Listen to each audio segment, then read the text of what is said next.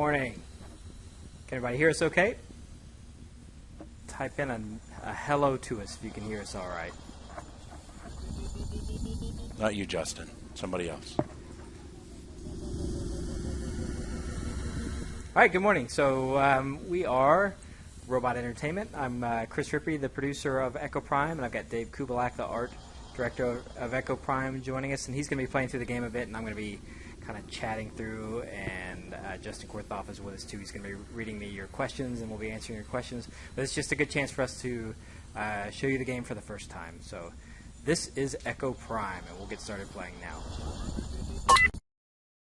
Okay, so if you don't know anything about the game, this is a science fiction action RPG. So it's really made specifically for the iPad controls, so everything is done through tapping and swiping. It should be really intuitive once you grab it and play it. What's going on now is Dave is adding some what we call echoes to the game, and these are characters you meet throughout the game, but they essentially provide you with different powers. So we'll jump into combat and take a peek at that, and then we'll kind of go into what all this stuff is.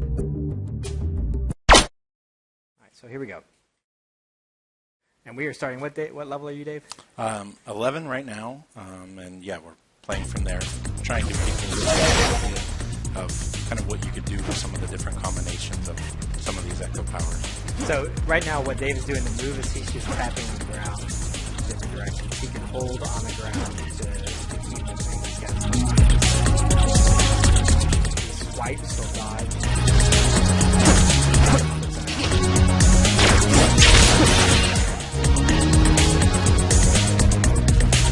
Okay, so what Dave is facing right now, we checked out his character. It says he's level 11.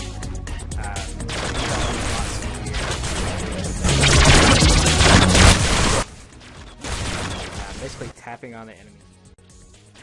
The enemies he's facing right now are from as a group of enemies called the Sliver, and these are kind of a mix between their low-end units, the grubs, and then their higher-end, more intelligent units.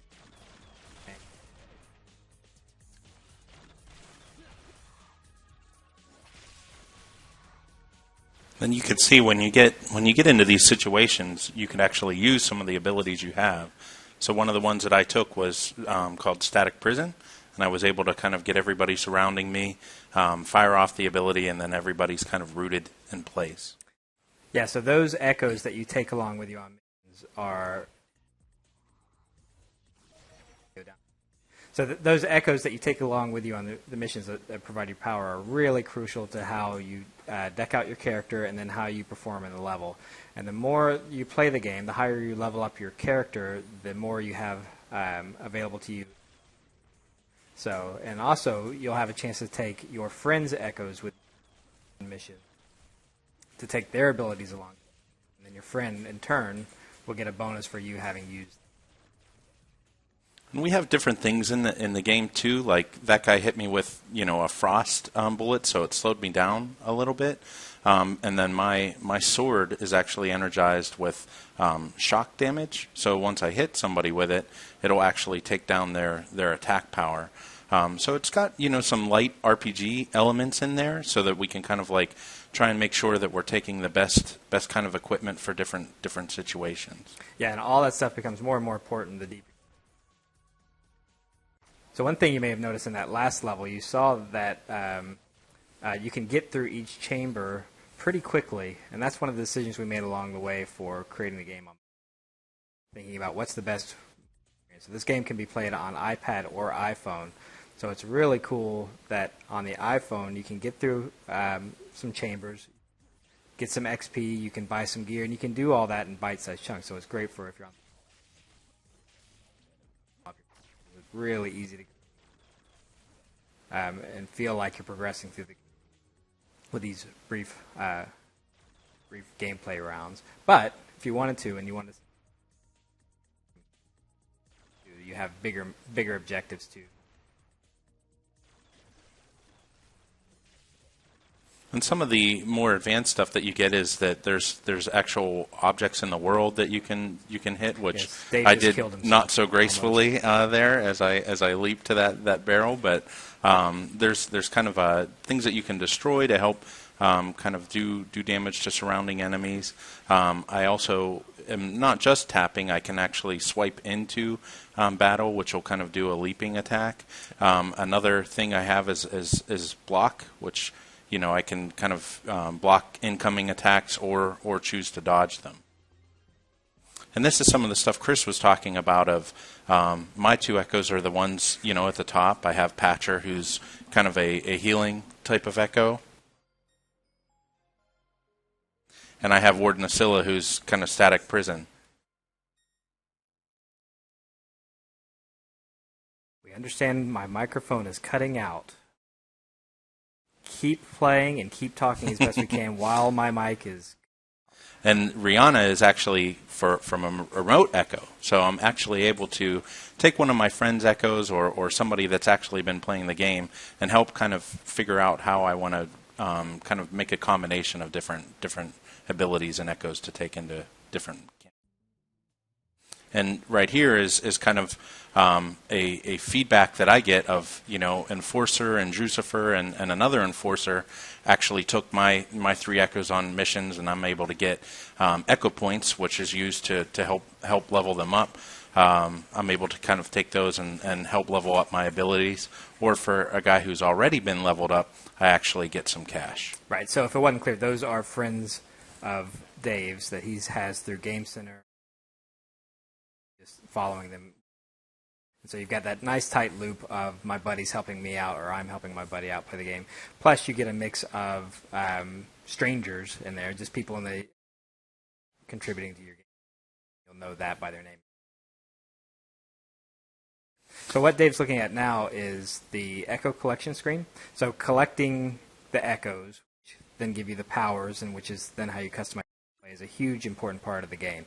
You earn echoes in different ways. Completing specific missions, get them by doing your gear, which we can talk about a little bit later on. But these are, like I said, what's providing your power. There are 64 different echoes that we're... It looks like Dave has 12 echoes, so he's got a ways to... You see that there are... Whoops, well, let's look at it a little bit more. Sure.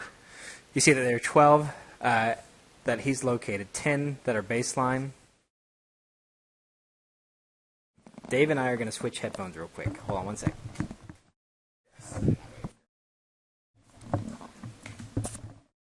All right, so now I have the fancier non-breakup headphones. And it was probably just my...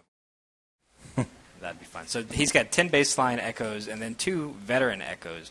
And what that means is he's used his echoes enough, or his friends have used to provide echo points, which means that echo has leveled up. So there are 2 stages to each, or a veteran echo. And when they're a veteran echo, their powers become and better in some ways.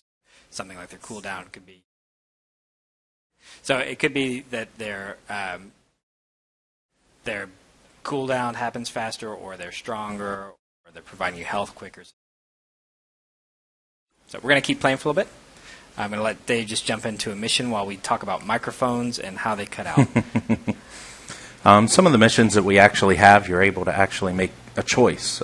So I can make a choice of whether I want to investigate the polar data storage or investigate the equatorial data storage, where I get gear, which I actually like playing for the gear a little bit more because I already have 12 echoes, as Chris was saying. So early on in the game, I wanted to kind of get a little bit more gear. Stay on that screen for just a sec, Dave. Oh, okay. Whoa, he moved so fast that I couldn't. Sorry about that. We can go back though. Nah. See, we have the option to leave. So the other thing that was here is the last time I took 3 active abilities. This time I chose, if you look down by my portrait, I have this circular icon there, which is a passive ability, which makes my defense 30% stronger.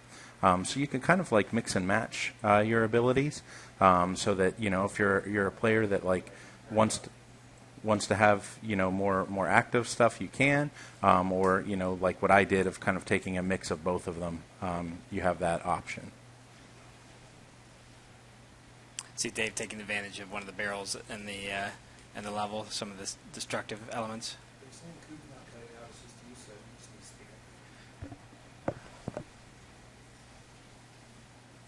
So worried about Chris that I almost died. I appreciate that, Dave. You taking a bullet for me? Very, very thoughtful.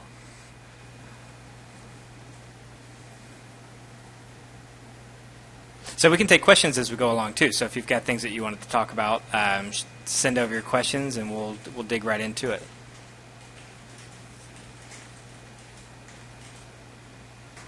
One guy asked about, is there any multiplayer of any kind? Is it single player? What's the... Yeah, so somebody's asking, is there any multiplayer of any kind, or is it strictly single player? So the answer is that there's asynchronous co-op and away in the game. So that would be the echo sharing aspect of it. So you're not actually playing with your friend in the world, but you're able to take his abilities with you on your missions, use those echo abilities, and then when he logs back in, he sees that you use those echo abilities and gets a bonus for that. So we talked a minute ago about echoes becoming veterans. He gets some echo points for that. So his echoes become closer to being veterans, or sometimes also credit drop from that.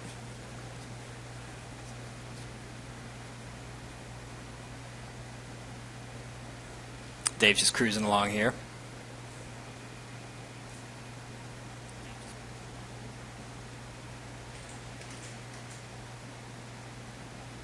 Sneaky. Can you talk a little bit about level variation? Yeah, so we basically have, I think, about a half dozen or so different environments. Everything is still kind of in the sense of the left or right progression. We wanted to keep the focus on the action and not the exploration. But we do kind of travel in places that are kind of more ship interiors, or kind of more down on the actual like traveling to a planet and you're inside of a bunker. And then we also have some exteriors that are kind of outside and kind of a little bit more kind of out in the open.